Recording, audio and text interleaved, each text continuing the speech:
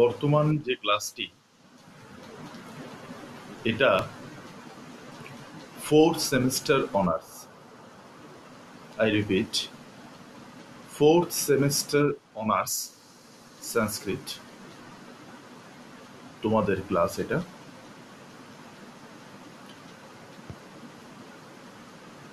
আশা করি তোমরা সবাই ভালো আছো, অন্তত যতটুকু ভালো এই সময়, এই ক্রান্তিকালে থাকা যায়, এবং তোমাদের বাড়ির সবাই, তোমাদের চারপাশ সবাই কুশলে আছেন। আমরা অনেক দিন আমাদের সেই পুরনো ক্লাসরুম ফিরে পাচ্ছি না, সেই পুরনো চেয়ার, পুরনো টেবিল, আমাদের সেই চিরপুরাতন অথচ চিরনবীন সেই পরিবেশ, ক্লাসরুম। আমরা সেখানে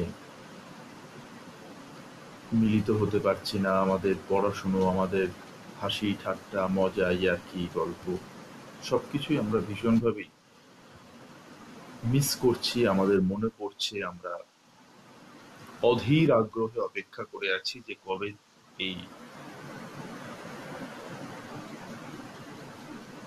ভয়ঙ্কর অবস্থা থেকে আমরা বেরিয়ে আসব এবং আমরা আবার গিয়ে ক্লাসরুমে মিলিত হব। তো যা বোঝা যাচ্ছে, আশু সম্ভাবনা নেই। তো আগের ক্লাসেও হয়তো আমি বলেছিলাম যে পড়াশুনো থেমে থাকলে চলবে না। আমরা আমাদের যা পাঠ্য আছে, আমাদের যা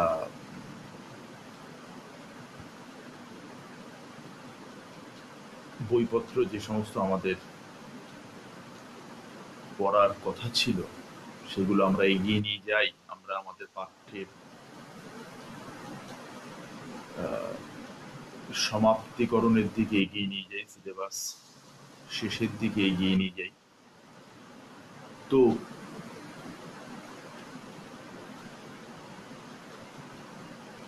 সিসি 9-এর 8, 9, 10 এই তিনটে তোমাদের আছে। 1, 2 হয়ে গেছে, 3, 4 হয়ে গেছে, 5, 6, 7 হয়ে গেছে। এবার 8, 9, 10। এই 8, 9, 10 এর সিসি 9-এর শিবরাজ বিজয়, চিপিটক চর্বণ এবং ভারত বিবেক, এই অংশগুলো তোমাদের পাঠ্য আছে এবং এইগুলো পড়তে হবে। তো আমরা শিবরাজ বিজয় শুরুও করেছিলাম। আমরা ক্লাসে শিবরাজ বিজয় অনেকটা এগিয়েও গেছিলাম, এবং যেখানে আমরা ছিলাম, যে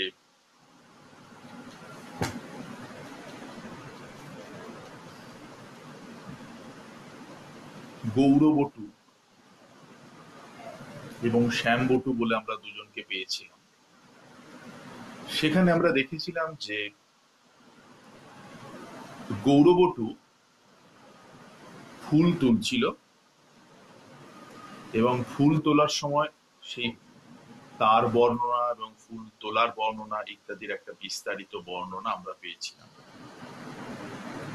তো আমরা তারপর থেকেই বর্তমান ক্লাসে, আজকের ক্লাসে আমরা পড়াটাকে এগিয়ে নিয়ে যাব। দেখা যাক আমরা এরপর কোথা থেকে শুরু করি। আমি যতদূর মনে করতে পারছি, তোমাদের যখন রেগুলারলি ক্লাস হচ্ছিল তখন আমি তোমাদের শিবরাজ বিজয়ের কিছু টেক্সট জেরক্স করে দিয়েছিলাম, তোমরা তখনও বই কিনতে পারোনি তার জন্য। তো আশা করি এই ক্লাসটি যখন তোমরা শুনবে, যখন তোমরা এই ক্লাসটি তোমাদের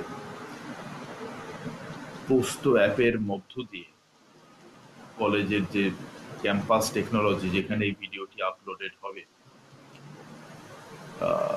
যেখানে ভিডিওটা আপলোড করা হবে, সেখানে গিয়ে তোমরা যখন নিজেদের উপস্থিতি রেজিস্টার করে তোমরা যখন সেই ভিডিওটা দেখবে, এই ভিডিওটা, তখন যদি টেক্সটটা, যেই টেক্সটটা তোমরা জেরক্স করেছিলে, সেই টেক্সটটা যদি হাতের কাছে নিয়ে বসো, তাহলে আমার মনে হয় আমি যে পড়ানোটা এখন পড়াবো বা এর পরের ক্লাসেও পড়াবো,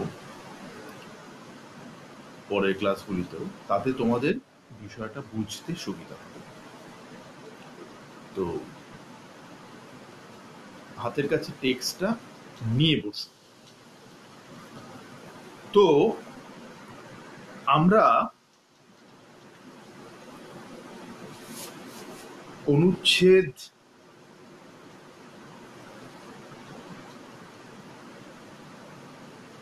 4 এবং অনুচ্ছেদ 5, এই 4 এবং 5, 4 নম্বর অনুচ্ছেদ আমাদের পড়া হয়ে গেছিল, এবং 5 নম্বর অনুচ্ছেদও আমাদের পড়া হয়ে গেছিল। কিন্তু আমরা 5 নম্বর অনুচ্ছেদ থেকে আজকে শুরু করব, কারণ 4 নম্বরটা যে হয়ে গেছিল সেটা আমার খুব ভালো মতোই মনে আছে, কিন্তু 5 নম্বরের ব্যাপারে আমি খুব একটা শিওর হতে পারছি না, বুঝতে পারছি না যে আমার মনে হচ্ছে হয়ে গেছে। যাই হোক, এরকম দোলাচলে থেকে লাভ নেই, 5 নম্বর অনুচ্ছেদ থেকে আমরা শুরু করছি, তাহলে সুবিধাও হবে আমাদের পড়তে বুঝতে, কারণ এখন তো ঠিক ক্লাসে যেরকম ভাবে পড়ানো হয় সেরকম ইন্টারাকশন আমাদের পক্ষে সম্ভব হচ্ছে না। তো চেষ্টা করছি এমন ভাবে টেক্সট এমন জায়গা থেকে ধরতে যেখান থেকে তোমরা রিলেট করতে পারো, তোমরা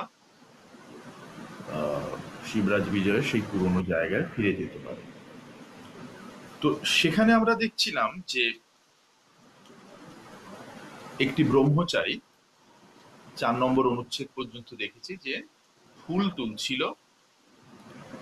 ফুল তুলছিল কিসের জন্য? না, তার গুরু, আচার্য, আশ্রমের যিনি আচার্য, তিনি সন্ধ্যা বন্দনা করবেন, আহ্নিক করবেন, সে আহ্নিকের জন্য প্রয়োজনীয় যে ফুল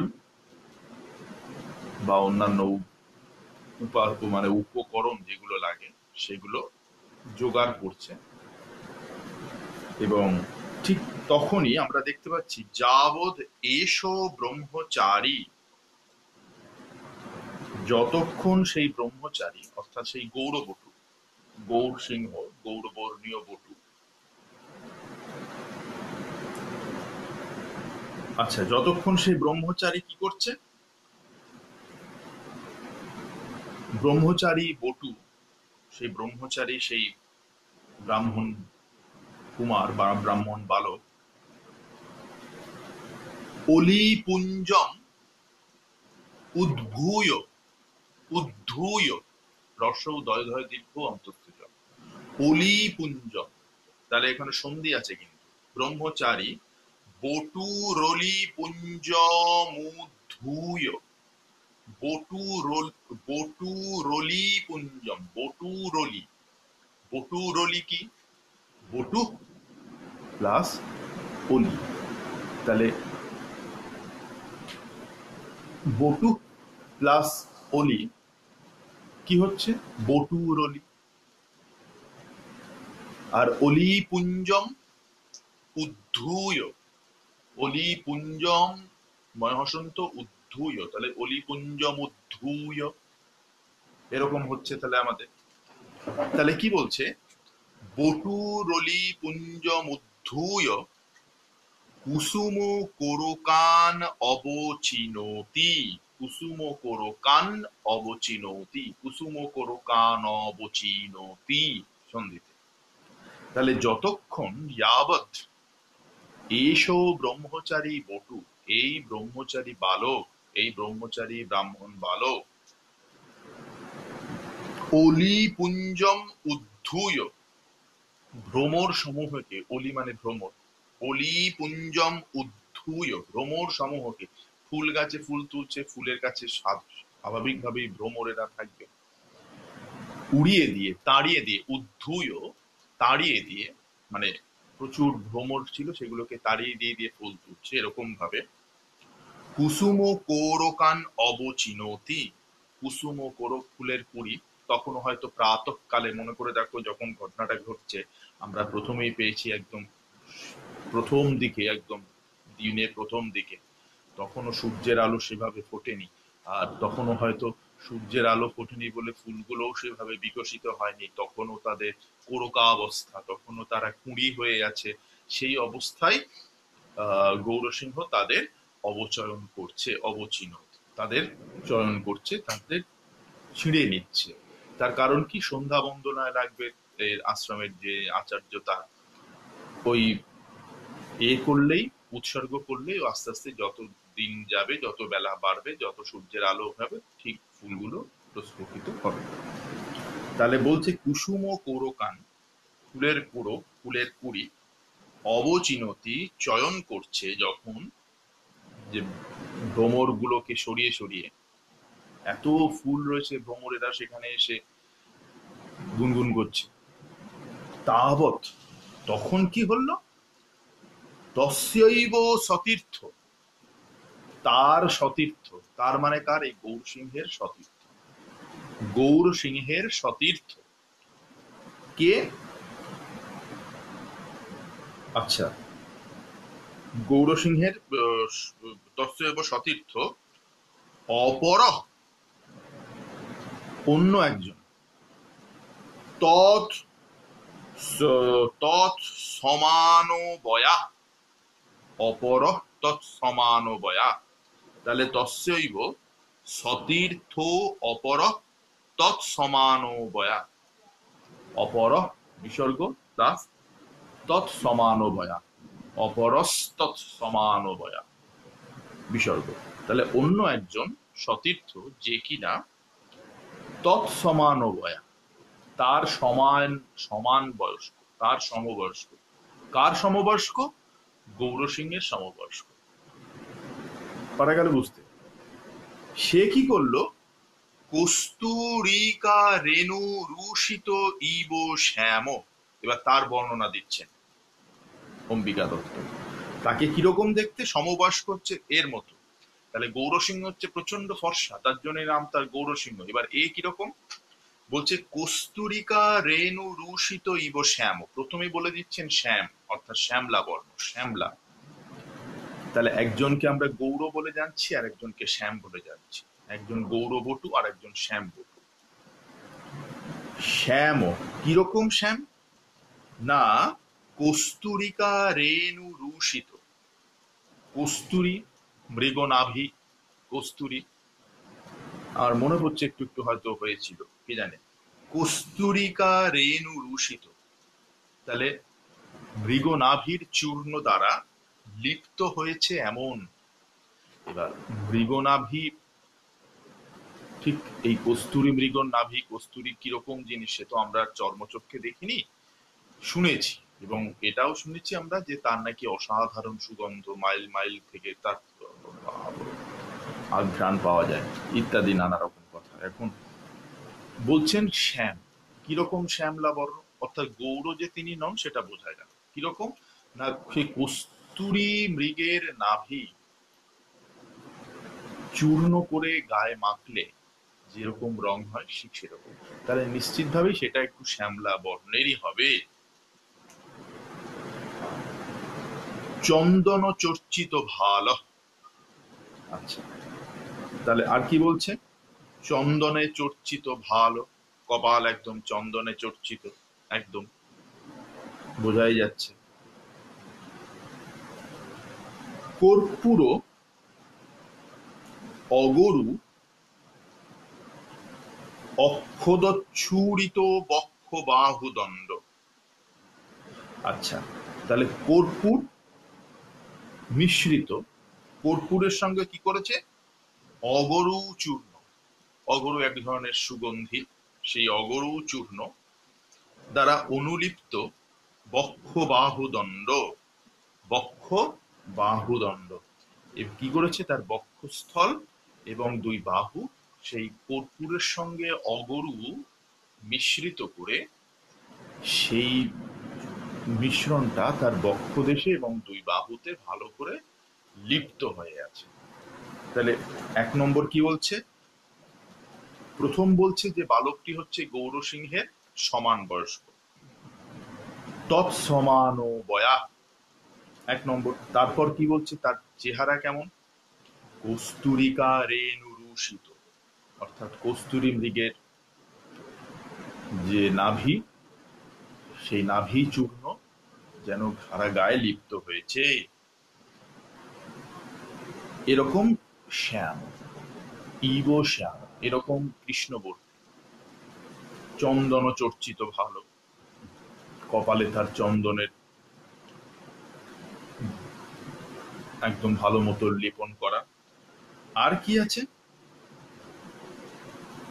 আর বুকে আর হাতে কি লিপ্ত হয়েছে? না কর্পূর অগরু ইত্যাদি চূর্ণ করে তার বক্ষ বাহুদণ্ড, তার বক্ষে এবং বাহুতে লিপ্ত হয়েছে, লিপ্ত আছে, অর্থাৎ সকালবেলা উঠে দিব্য সুন্দর সেজে গুজে নিয়েছে। তারপর কি বলছে? সুগন্ধ পটলই, এখানে পটল মানে কিন্তু পটল নয়, এই যে সবজি পটলটা, এখানে হচ্ছে সুগন্ধ রাশি। পটল মানে হচ্ছে এখানে রাশি, জলধর পটল মানে আকাশে মেঘের রাশি, মেঘ সমূহ, এখানে পটল মানে সমূহ। তাহলে সুগন্ধ সমূহের দ্বারা সুগন্ধ পটলই, তৃতীয় আছে পটলই, সুগন্ধ সমূহের দ্বারা কি করছে? উন্নিদ্রয়ন। আচ্ছা,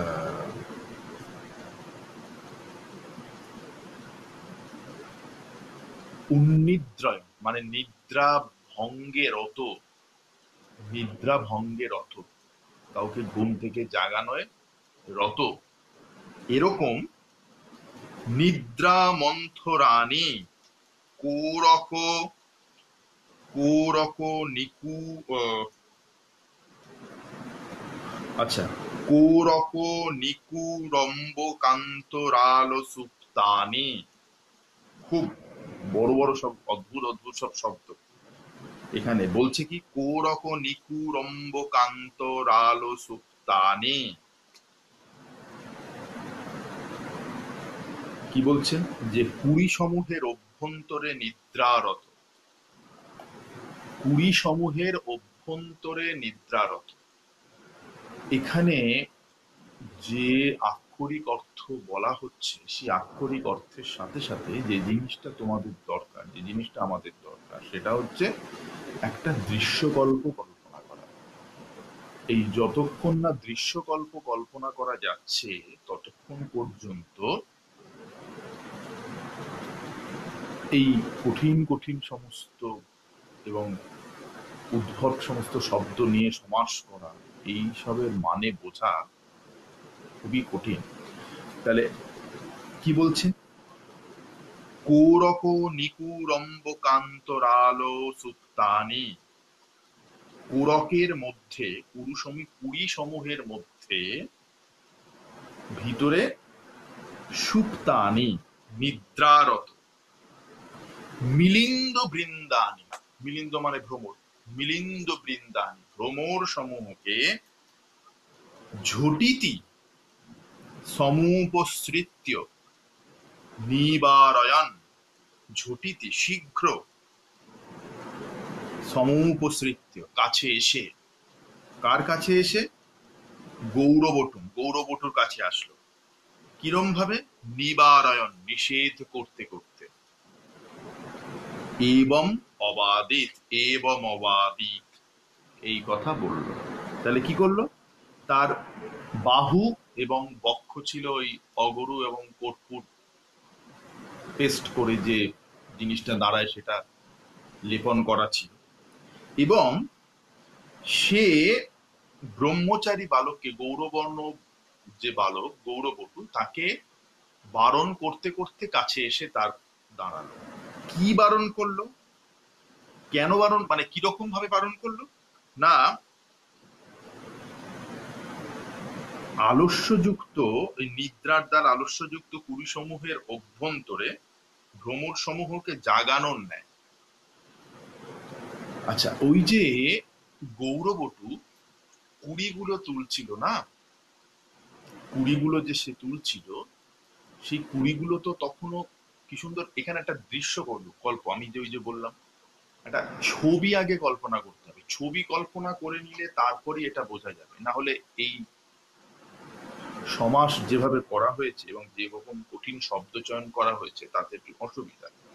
বারবার করে একটা দৃশ্যকল্প কল্পনা করতে হবে। কিরকম যে, না, ওই যে গৌরবটু যে কুড়ি অবস্থা থেকে করুকাবস্থায় যে ফুলগুলো তুলছিল, সেই ফুলগুলি তখনও নিদ্রারত। তারা তখনও, তাদের পূর্ণ জাগরণ ঘটেনি। যেটাই বলতে চাইছে যে তাদের পূর্ণ জাগরণ ঘটেনি, কুড়ি সমূহের মধ্যেই নিদ্রারত। এবং তাদের সাথে সাথে সেখানে কে রয়েছে? ভ্রমর সমূহ। এই যে ভ্রমর সমূহকে সরাচ্ছে, তাহলে একই সঙ্গে যারা জাগেনি তাদেরকেও জাগাচ্ছে। এই যে নিদ্রা মন্থরানি, আগেই বলেছে নিদ্রার দ্বারা আলস্যযুক্ত, নিদ্রা মন্থরানি অর্থাৎ যারা জাগেনি, অর্থাৎ সেই যে ফুলের কুড়িগুলো, এই কুড়িগুলোকে তুলে জাগানো, এই কুড়িগুলোকে তুলে জাগানো। এবং জাগাতে জাগাতে যে ভ্রমরেরা সেই ফুলের কাছে ছিল, সেই ভ্রমরগুলোকেও উৎখাত করা। তারাও তো ফুলের ওপর বসেছিল, তাদেরকেও উৎখাত করছে। এরকম যে গৌরবটু, অর্থাৎ দেখো কিরকম ভাবে শ্যাম সিং এর কথা বলতে বলতে হঠাৎ করে গৌরবটুর কথা ঢুকে পড়েছে। এই জন্যই মানে এই সংস্কৃত এই গদ্যগুলো মানে পড়ে বুঝতে গেলে পড়ার সঙ্গে সঙ্গে একটা দৃশ্যকল্প সবসময় কল্পনা করে নিতে হয়, তাহলে বিষয়টা রিলেট করতে অনেক সুবিধা হয়। যে গৌরবটু, তাহলে শ্যাম বটুর কথা ওইখানেই শেষ হয়ে যাচ্ছে, কিন্তু যে এক নম্বর হচ্ছে সতীর্থ, সমান বয়স্ক। দু নম্বর হচ্ছে তার মৃগনাভির চূর্ণ করে গায়ে লেপন করলে যেরকম কৃষ্ণবর্ণ হয় সেই রকম শ্যাম বর্ণ। আর কি? আর হচ্ছে তার বক্ষ এবং বাহু কর্পূর এবং অগুরুর যে মিশ্রণ, সেই মিশ্রণে লিপ্ত। এই রকম যে শ্যাম বটু, সে করলো কি? গৌরবটুর কাছে এসে বলল। গৌরবটু কি করছিল? না, যে কুড়িগুলো তখনও ঘুমোচ্ছিল, যে কুড়িগুলো তখনও পুরোপুরি নিদ্রাভঙ্গ হয়নি, এবং যাদের সাথে সাথে সে ভ্রমর গুলোকেও নিদ্রা থেকে তুলে দিচ্ছে, ভ্রমর গুলোকেও উৎখাত করছে, এই রকম যে গৌরবটু, তার কাছে এসে শ্যামবটু বলল। কি বলল? সে কি বলল সেই জিনিসটা আমরা পরের ক্লাসে দেখব। পঞ্চম অনুচ্ছেদ আমাদের হলো। তাহলে পঞ্চম অনুচ্ছেদটা আমি আর একবার বলছি। তাহলে যাবদেশ ব্রহ্মচারী, যখন সেই ব্রহ্মচারী অলিপুঞ্জম উদ্ধুয় ভ্রমর সমূহকে তাড়িয়ে কুসুম কোরকান অবচিনতি, গৌরবটুর কথা বলছে, ফুলের কুড়িগুলোকে ছিঁড়ছিল, তখন তারই এক সতীর্থ, যে কিনা সমান ও বয়াহ, যে কিনা সমান বয়স্ক, যার গায়ের রং শ্যাম বর্ণ, কিরকম? কস্তুরিকা রেণু রূষিত। কস্তুরীর মৃগের যে নাভি চূর্ণ করে গায়ে মাখলে যেরকম শ্যাম হয় সেরকম। কর্পূর, আচ্ছা, কর্পূর অগরু ইত্যাদি তার বক্ষস্থলে এবং দুই বাহুতে লেপন করা। এবং সে কি করছে? নানা সুগন্ধ পটলই, নানা সুগন্ধ সমূহের দ্বারা জাগানোয় রত, মানে এই যে আস্তে আস্তে যে ভ্রমর গুলোকে এবার জাগাবে, কে জাগাবে? ফুলের কুড়িগুলো। ফুলের কুড়িগুলো আস্তে আস্তে ফুটবে। যেই তাদের কোরকা অবস্থা থেকে তাদের পূর্ণ বিকাশ ঘটবে, অমনি তাদের গন্ধে ম ম করবে বাগান। আর যেই গন্ধে ম ম করবে, অমনি অমনি নিদ্রিত ভ্রমরেরাও তাদের রোজকার যে দিনের যে কাজকর্ম শুরু হবে, তারাও নিদ্রা থেকে জাগরণ করবে। আর সেই নিদ্রিত অবস্থা থেকে ফুলের কুড়িগুলোকে তুলছিল এরকম যে গৌরবটু, তার কাছে গিয়ে সেই শ্যামবটু বলল। কি বলল? সেটা আমরা পরের ক্লাসে